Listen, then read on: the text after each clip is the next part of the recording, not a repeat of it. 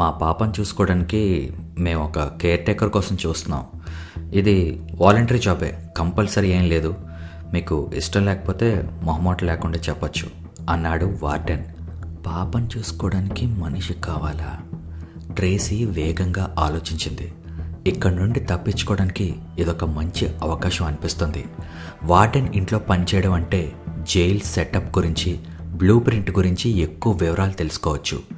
ఈ ఆలోచన రాగానే ఇంకా ఒక్క క్షణం కూడా వేస్ట్ చేయకుండా, నాకు అభ్యంతరం ఏం లేదు సార్, మీ ఆఫర్ నాకు ఓకే అంది. వార్డెన్ చాలా సంతోషించాడు. ఎందుకో ట్రేసీకి అన్యాయం జరిగిందనే ఫీలింగ్ అతనిలో చాలా ఉంది. Thank you. గంటకి 50 రూపీస్, నెలాఖరున డబ్బు నీ అకౌంట్లో జమ అవుతుంది అన్నాడు.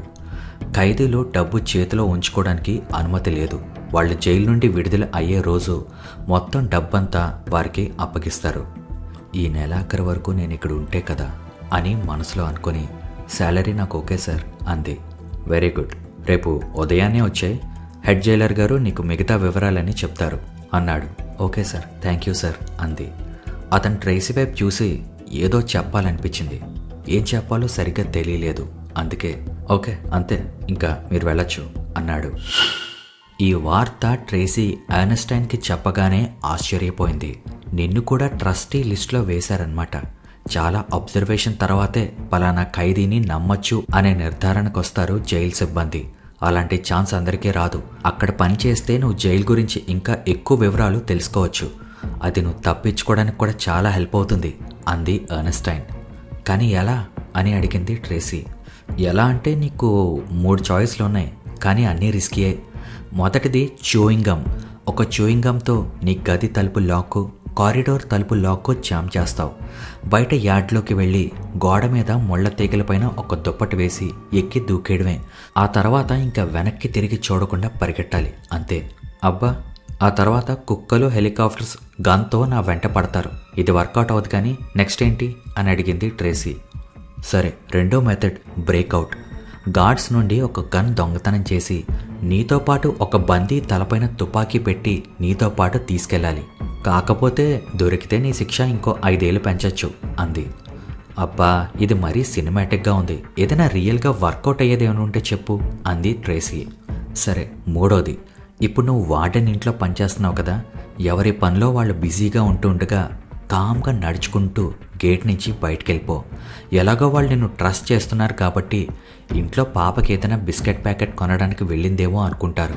ఇంకా వెనక్కి తిరిగి చూడకుండా నడుచుకుంటూ వెళ్ళిపో, ఎక్కడ ఆగద్దు అంది. అబ్బో, చేతిలో డబ్బు, పారిపోవడానికి కారు, దాక్కోవడానికి ప్లేసు లేకపోతే ఈ ప్లాన్ అసలు వర్కౌట్ అవ్వదు. నేను ఇంట్లో కనిపించడం లేదు అని తెలిసిన మరుక్షణం నా కోసం గార్డ్స్ కుక్కల్ని వేసుకొని వచ్చేస్తారు అంది. ఎర్నెస్టైన్ నిట్టూరుస్తూ అంది. అందుకే చెప్పాను, ఇక్కడి నుంచి పారిపోవడానికి ఛాన్స్ లేదు అని. ఇప్పటి వరకు ఈ ప్లేస్ నుండి చరిత్రలో ఎవ్వరూ సక్సెస్ఫుల్గా పారిపోలేదు అంది. కానీ నేను పారిపోతాను అంది ట్రేసీ కాన్ఫిడెంట్గా. ఉదయాన్నే ట్రేసీని వార్డెన్ గారింటికి తీసుకెళ్లారు. అప్పటికి ఆమె జైల్లో జాయిన్ అయ్యి 5 నెలలు కావస్తుంది. వార్డెన్ గారి భార్యని, చిన్న పాపని కలుస్తున్నాను అంటే ఎందుకో చాలా నర్వస్గా ఫీల్ అవుతుంది. కానీ తనకి జాబ్ కంపల్సరీగా కావాలి. ఎందుకంటే ఈ జాబ్లోనే తన ఫ్రీడమ్ ఉంది అని తనకి బాగా తెలుసు.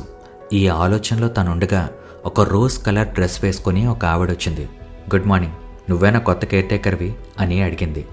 ఆమెకి సుమారుగా 35 ఏళ్లుంటాయి. చూడ్డానికి చాలా సన్నగా ఉంది. ఇంట్లో పనిచేస్తున్న ఖైదీలకి పని చేసినందుకు థ్యాంక్స్ చెప్పాలా, లేక జస్ట్ ఆర్డర్స్ ఇవ్వాలా, వాళ్ళతో ఫ్రెండ్లీగా ఉండాలా, లేకపోతే ఒక ఖైదీలాగే చూడాలా అనే కన్ఫ్యూజన్లో ఆమె ఉంది. ఇక్కడికొచ్చి 5 సంవత్సరాలు అవుతున్నా ఈ దొంగలు, హంతకుల మధ్య జీవించడం ఆవిడకి ఇంకా అలవాటు అవ్వలేదు. ఆమె కొనసాగించింది. మా పాప పేరు ఏమీ, తనకి 5 సంవత్సరాలు. ఆ వయసు వాళ్ళు ఎంత చురుగ్గా ఉంటారో నీకు తెలిసే ఉంటుంది. తనని ఎప్పుడూ ఒక కంట కనిపెడుతూనే ఉండాలి అని ఒక క్షణం ఆగి ట్రేసీ వైపు చూసి, నీకు పిల్లలున్నారా అని అడిగింది. ట్రేసీకి తన కడుపులో చనిపోయిన బేబీ గుర్తొచ్చింది. ఒక్కసారిగా బాధ అనిపించి, లేరు మేడం అంది. వార్డెన్ భార్యకి ట్రేసీ అసలు ఏ కోణంలోనూ ఒక క్రిమినల్గా కనిపించడం లేదు. కనీసం కేర్ టేకర్లా కూడా కనిపించట్లేదు. తనలో ఒక హుందాతనాన్ని గమనించింది ఆవిడ. సరే, ఏమీని పరిచయం చేస్తానుండు అని లోపలికి వెళ్ళింది. ట్రేసీ ఒకసారి ఆ ఇల్లు చుట్టూ చూసింది.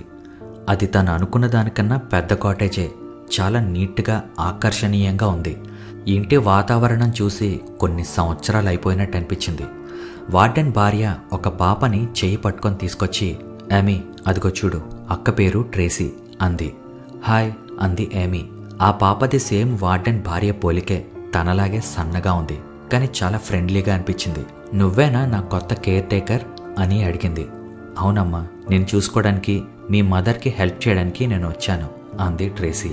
ఇంతకు ముందు కేర్ టేకర్ రిలీజ్ అయ్యి వెళ్ళిపోయింది, నువ్వు కూడా అలాగే వెళ్ళిపోతావా అని అడిగింది. లేదమ్మా, నేను చాలా కాలం నీతోనే ఉంటాను, సరేనా అంది.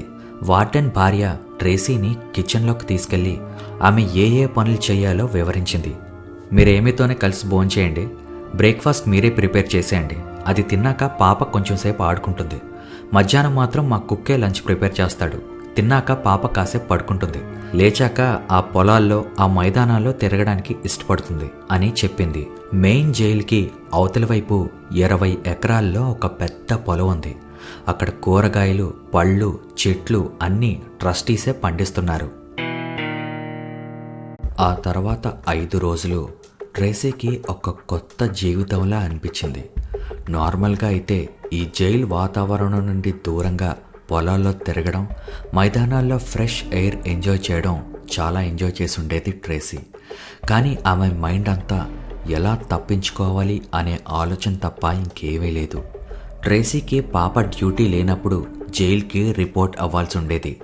రాత్రిపూట బందీగా, పగటిపూట స్వేచ్ఛగా అనిపించేది ట్రేసీకి. ఉదయం జైలు కిచెన్లో బ్రేక్ఫాస్ట్ చేసిన తర్వాత తను వార్డెన్ కాటేజ్కి నడుచుకుంటూ వెళ్ళి అక్కడ ఏమీకి బ్రేక్ఫాస్ట్ చేసేది. చార్లీస్ నుండి రకరకాల వంటకాలు నేర్చుకుంది ట్రేసీ. వార్డెన్ కిచెన్ అల్మరాలో నోరూరించే గ్రాసరీ ఐటమ్స్ చూసినప్పుడు చాలా టెంప్ట్ అయ్యేది, కానీ సింపుల్ బ్రేక్ఫాస్ట్తోనే సరిపెట్టుకునేది. టిఫిన్ తర్వాత ఏమీని గేమ్స్ ఆడించడం, బుక్స్ చదివి వినిపించడం చేసేది. ఆడుకుంటున్నప్పుడు పాప మొహంలో అమాయకమైన నవ్వు, సంతోషం చూసి అనుకునేది, పాపకి ఎక్కువ అటాచ్ అవ్వకూడదు, నేను బయటికి పారిపోవడానికి పాప ఒక సాధనం మాత్రమే, అంతే. ఏమీ మధ్యాహ్నం నిద్ర తర్వాత ఇద్దరూ కలిసి జైల్ ప్రాంగణం దగ్గరలో చాలాసేపు నడిచారు. ఇంతకుముందు ఎప్పుడూ చూడని జైల్ ఏరియాస్ అన్నీ చూసింది ట్రేసీ. ప్రతి ఎంట్రన్స్ని, ఎగ్జిట్ని గుర్తుపెట్టుకుంది. టవర్ గార్డ్స్ ఎంత స్ట్రిక్ట్గా డ్యూటీ చేస్తున్నారో, వాళ్ళు ఏ ఏ టైమ్స్లో షిఫ్ట్స్ మారుతున్నారో జాగ్రత్తగా గమనించేది. ఎర్నెస్టైన్ చెప్పిన ఎస్కేప్ ప్లాన్స్లో ఏది వర్కౌట్ అవుదని క్లియర్గా అర్థమైంది. జైల్ సర్వీస్ ట్రక్స్ ఉన్నాయి కదా, అందులో దాక్కొని తప్పించుకోవడానికి ఎవరైనా ట్రై చేశారా? అదే మిల్క్ ట్రక్స్, ఫుడ్ ట్రక్స్ వస్తున్నాయి కదా అని ట్రేసీ అంటూ ఉంటే ఎర్నెస్టైన్ మధ్యలోనే ఆపి అంది, అది మర్చిపో డార్లింగ్, గేట్ లోపలికి వచ్చే ప్రతి వాహనాన్ని క్షుణ్ణంగా తనిఖీ చేస్తారు అంది సూటిగా. ఒకరోజు ఉదయం బ్రేక్ఫాస్ట్ చేస్తూ ఉండగా ట్రేసీ, నాకు నువ్వు బాగా నచ్చావు, నాకు నువ్వు మదర్గా ఉంటావా అని అడిగింది పాప. ఆ మాట ట్రేసీకి చురుక్కమని తగిలింది. లైట్గా భావోద్వేగానికి లోనయ్యి మళ్ళీ అంది, నీకు ఆల్రెడీ ఒక మదర్ ఉంది కదమ్మా, ఇంకో మదర్ అవసరం లేదులే అని. లేదు, నాకు కావాలి, నా ఫ్రెండ్ శాలీ వాళ్ళ డాడీ రెండోసారి మ్యారేజ్ చేసుకున్నారు, ఇప్పుడు శాలీకి 2 మదర్స్ అంది. నువ్వు శాలీవి కాదు కదా అంది. పాప మళ్ళీ ఏదో అంటూ ఉండగా ముందు టిఫిన్ చెయ్యి అంది ట్రేసీ. ఏమీ బాధ నిండిన కళ్ళతో ట్రేసీ వైపు చూస్తూ అంది, నాకు ఆకలిగా లేదు అని. సరే బుక్ చదువుతాన్రా అంది ట్రేసీ. ట్రేసీ బుక్ చదువుతూ ఉండగా ఏమీ చిన్న చిన్న చేతులు ట్రేసీని ముట్టుకొని, నేనీ ఒళ్ళు కూర్చోవచ్చా అని అడిగింది. వద్దు అంది ట్రేసీ. ప్లీజ్ ప్లీజ్ నా మీద ఎఫెక్షన్ పెంచుకోకు ప్లీజ్ అనుకుంది. ఉదయం పూట అంత ఎంజాయ్ చేసి జైలుకి తిరిగి వెళ్ళాలి అంటే చాలా చిరాకుగా ఉండేది ట్రేసీకి. ఒక జంతువులా కేజీలో బంధించిన భావన కలిగేది. రాత్రులు కొత్త ఖైదీల అరుపులు వినలేకపోయేది. ఎస్కేప్ గురించి ప్లాన్ చేసుకుంటూ ఉండడం వల్ల చాలా తక్కువ టైం నిద్రపోయేది. స్టెప్ 1, ఇక్కడి నుంచి తప్పించుకోవాలి. Step 2, Joe Romano, Perry Pope, judge Henry Lawrence, యాంథోనీల ఆట కట్టించాలి. Step 3, Charlie. కానీ దాని గురించి ఆలోచించడానికి కూడా చాలా బాధాకరంగా ఉంది. ముందు 2 స్టెప్స్ అయ్యాక ఆ తర్వాత 3వ స్టెప్ గురించి ఆలోచించవచ్చు అని తనకి తానే చెప్పుకుంది. జైల్లో బెర్తా నుండి దూరంగా ఉండడం ఆల్మోస్ట్ ఇంపాసిబుల్ అనిపించింది.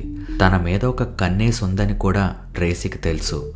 ఎప్పుడైనా ట్రేసీ రీక్రియేషన్ రూమ్లోకి వెళ్ళిన కొన్ని నిమిషాల్లోనే బెర్తా అక్కడికొచ్చేది. ఎప్పుడైనా ప్లే గ్రౌండ్లోకి వెళ్తే తను వెళ్ళిన కొంతసేపటికి బెర్తా అక్కడ కనిపించేది. ఒకరోజు బెర్తా డైరెక్ట్గా ట్రేసీ దగ్గరకు వచ్చి, ఈరోజు భలే ఉన్నావో తెలుసా, ఆగలేకపోతున్నాను అంది. నాకు దూరంగా ఉండు అని వార్నింగ్ ఇచ్చింది ట్రేసీ.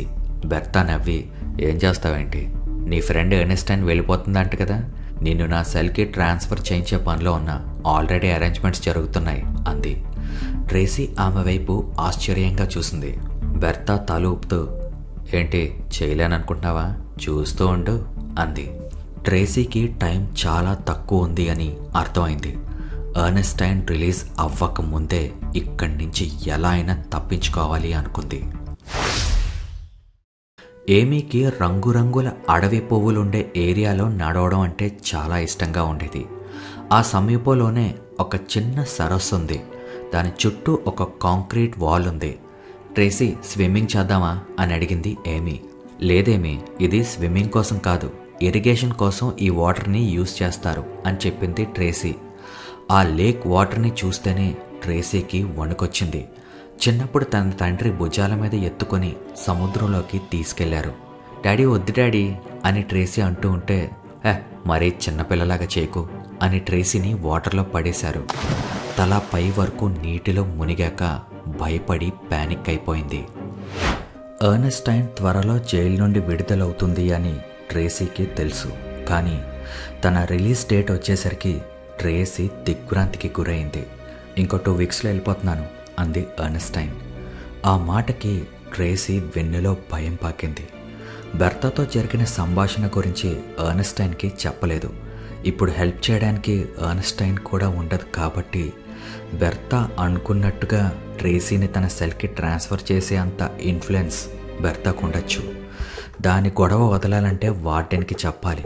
అలా చెప్తే సిట్యువేషన్ ఇంకా వర్స్ట్ అయిపోతుంది. జైల్లో ఉన్న ప్రతి ఖైదీ తనకి వ్యతిరేకంగా తయారైపోతారు. చంపేయచ్చు కూడా. అయితే ఫైట్ చేయాలి, లేదా తన కోరిక తీర్చాలి, లేదా ఇక్కడి నుండి పారిపోవాలి. ఆ 3వ ఆప్షన్ ఎన్నుకుంది ట్రేసీ. ఎర్నెస్టైన్తో కలిసి మళ్ళీ తప్పించుకోవడానికి ప్లాన్స్ డిస్కస్ చేసింది. ఏది సంతృప్తిగా అనిపించలేదు. ట్రేసీ, నీకు కార్ లేదు, బయట హెల్ప్ చేసేవాళ్ళు ఎవరూ లేరు, పైగా దొరికిపోయావంటే ఇంకా నరకం చూపించేస్తారు ఇక్కడ. నా బెస్ట్ సలహా చెప్పనా, నీ శిక్షాకాలం పూర్తి చేసుకొని వెళ్ళిపోతేనే బెస్ట్. మైండ్ కొంచెం ప్రశాంతంగా ఉంటుంది. కానీ ఇక్కడ ప్రశాంతంగా ఉండే పరిస్థితి ఏమీ లేదు అని ట్రేసీకి తెలుసు. అది కాక బెర్తా తన వెంట పడుతుంది. బెర్తా ఆలోచన రాగానే ట్రేసీకి కడుపులో తిప్పినట్టు అనిపించింది. ఆ రోజు శనివారం. ఎర్నెస్టైన్ విడుదల అవ్వడానికి సరిగ్గా 7 రోజులుంది. వార్డెన్ భార్య తన కూతురు ఏమీని తీసుకొని న్యూ ఆర్లిన్స్ వెళ్ళింది. కాబట్టి ట్రేసీ జైల్లో కిచెన్లోనే పని చేయాల్సి వచ్చింది. అడగడం మర్చిపోయాను, నీ కేర్ టేకర్ జాబ్ ఎలా ఉంది అని అడిగింది ఎర్నెస్టైన్. బాగానే ఉందిలే, నేను ఆ పాపను ఒకసారి చూశాను, భలే క్యూట్గా ఉంటుందిలే. ట్రేసీ ఏం మాట్లాడలేదు, పని చేసుకుంటుంది. ట్రేసీ, ఒక్కటైతే నేను షూర్గా చెప్తున్నాను, ఇక్కడి నుంచి నేను బయటికి వెళ్ళానంటే మళ్ళీ జైలుకి అయితే రాను.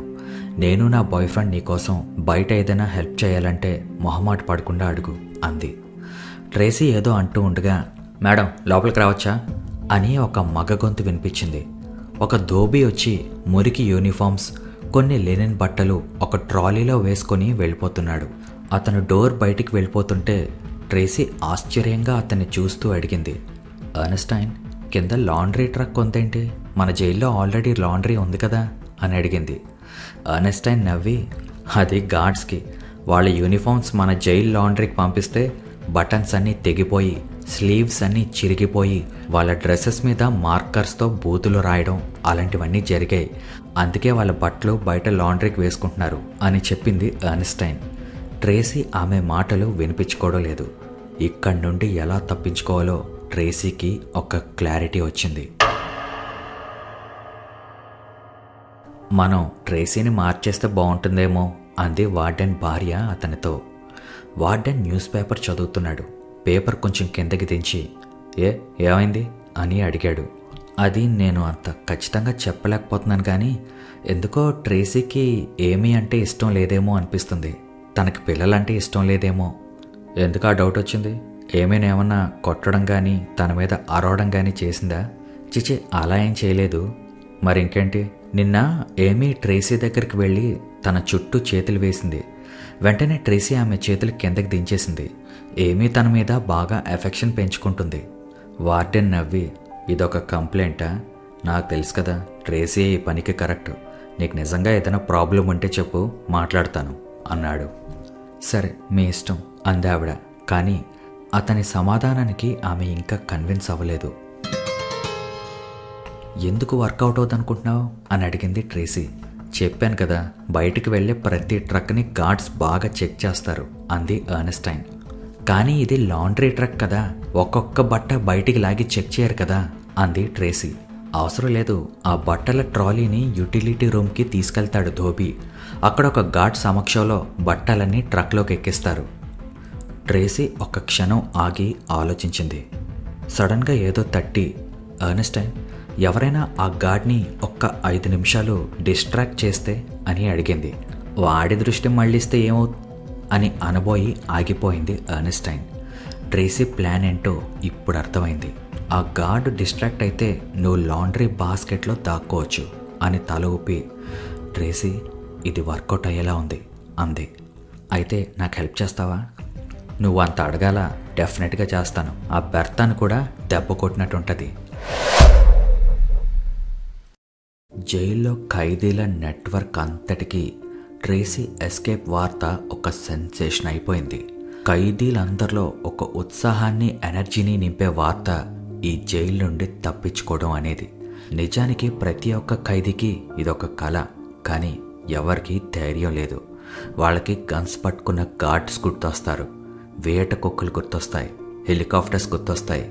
ఇది కాక దొరికిపోయిన ఖైదీల్ని చంపి కూడా జైలుకి ఈడ్చుకొచ్చిన సంఘటనలు వాళ్ళ మనసులో చెరగని ముద్ర వేసుకున్నాయి. కానీ ఇక్కడ ఎర్నెస్టైన్ సహాయంతో ఈ తప్పించుకునే ప్లాన్ వేగంగా ముందుకు సాగుతుంది. ఎర్నెస్టైన్ ట్రేసీ మెజర్మెంట్స్ తీసుకుంది. లోలా, పాలిటా తన సైజ్కి సరిపోయే డ్రెస్ దొంగతనం చేశారు. జైలు సిబ్బంది నుండి ఒక షూ దొంగతనం చేసి ట్రేసీ డ్రెస్కి సూట్ అయ్యేలాగా దానికి డై వేశారు. ఒక హ్యాట్, చేతి గ్లౌజెస్, ఒక పర్స్ వాళ్ళ ఇన్ఫ్లుయెన్స్లు ఉపయోగించి తెప్పించారు. ఇప్పుడు కావాల్సిందల్లా ఒక ఐడి, కొన్ని క్రెడిట్ కార్డ్స్, ఒక డ్రైవర్స్ లైసెన్స్ అంది ఎర్నెస్టైన్. ఇవన్నీ నేనెక్కడి నుండి అని ట్రేసీ అంటూ ఉంటే ఎర్నెస్టైన్, నేనున్నాను కదా, నీకెందుకు బంగారం, కూల్గా ఉండు అంది. ఆ మరుసటి రోజు సాయంత్రం ట్రేసీకి జేఎన్ స్మిత్ అనే పేరు మీద 3 పెద్ద బ్యాంక్స్ క్రెడిట్ కార్డ్స్ చేతిలో పెట్టి జాగ్రత్తగా దాచుకో అంది. అర్ధరాత్రి ట్రేసీ నిద్రపోతూ ఉండగా తన సెల్ డోర్ ఓపెన్ అయిన చప్పుడు వినిపించింది. ట్రేసీ, పద అంది ఒక అమ్మాయి. ఆ అమ్మాయి వాయిస్ని గుర్తుపట్టింది ట్రేసీ.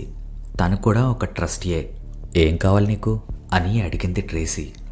ఆ చీకట్లో ఎర్నెస్టైన్ గొంతు వినిపించింది. గట్టిగా మాట్లాడకు ట్రేసీ, ఏం పుట్టక పుట్టావే తల్లి, నువ్వు నోరు మూసుకొని వెళ్ళు అంది. ఆ అమ్మాయి ట్రేసీతో మెల్లిగా అంది, మనం చాలా ఫాస్ట్గా పని కానివ్వాలి, దొరికావంటే నన్ను చంపేస్తారు, పద అంది. ఆ చీకటి కారిడార్లో మెల్లిగా అడుగులు వేసుకుంటూ మెట్ల దగ్గరికి వెళ్లారు ఇద్దరు. ఆమెని ఫాలో అవుతూనే, ఎక్కడికి అని అడిగింది ట్రేసీ. ఆమె ఏమీ మాట్లాడలేదు. పైన స్టెప్స్ అన్నీ ఎక్కి గార్డ్స్ ఎవరైనా కింద ఉన్నారేమో అని టాప్ యాంగిల్ నుంచి చూశారు. ఎవరూ లేరు అని నిర్ధారించుకొని కిందకి స్టెప్స్ దిగి ఒక రూమ్ దగ్గరికి పరిగెట్టారు. ఇదే ఇక్కడే అని తలుపు తీసింది ఆ అమ్మాయి. ట్రేసీకి ఫొటోస్ తీసి ఫింగర్ ప్రింట్స్ తీసుకున్న రూమ్ అది. లోపలికి వెళ్ళు ఫాస్ట్ అని డోర్ బయట నిలబడి ఉంది. లోపల ఇంకొక ఖైదీ ట్రేసీ కోసం ఎదురు చూస్తుంది. గోడ దగ్గరికి వెళ్ళి నించో ఫాస్ట్గా అంది. ట్రేసీ వెళ్ళి నించుంది. కెమెరా వైపు చూడు సరేనా? ట్రేసీ అలాగే చూసింది. తన లైఫ్లో ఎప్పుడూ ఒక ఫోటో తీసుకోవడం కోసం ఎంత భయపడలేదు. ఆమె కెమెరా క్లిక్ చేసింది. నీ ఫోటో రేపు రెడీ అవుతుంది, ఇదంతా నీ డ్రైవింగ్ లైసెన్స్ కోసం, ఇంకా ఫాస్ట్గా సెల్లోకి వెళ్ళిపో, ఎవరికి డౌట్ రానివ్వకు అంది. ట్రేసీ ముందొచ్చిన అమ్మాయితో కలిసి కిందకి వచ్చేస్తూ ఉండగా ఆ అమ్మాయి అంది, నువ్వు సెల్ మారిపోతున్నావని విన్నాను. ఒక్క క్షణం ట్రేసీకి షాక్ కొట్టినట్టు అనిపించి, ఏంటి ఏం మాట్లాడుతున్నావు అని అడిగింది. అదేంటి నీకు తెలీదా, నువ్వు బెర్తా సెల్లోకి ట్రాన్స్ఫర్ అయిపోతున్నావు కదా. ట్రేసీ తిరిగి సెల్లోకి వచ్చినప్పుడు ఎర్నెస్టైన్, లోలా, పౌలిటా తన కోసం చాలా ఆతృతతో ఎదురు చూస్తున్నారు. ఏమైంది, అంతా ఓకేనా? అంతా ఓకే అంది ట్రేసీ.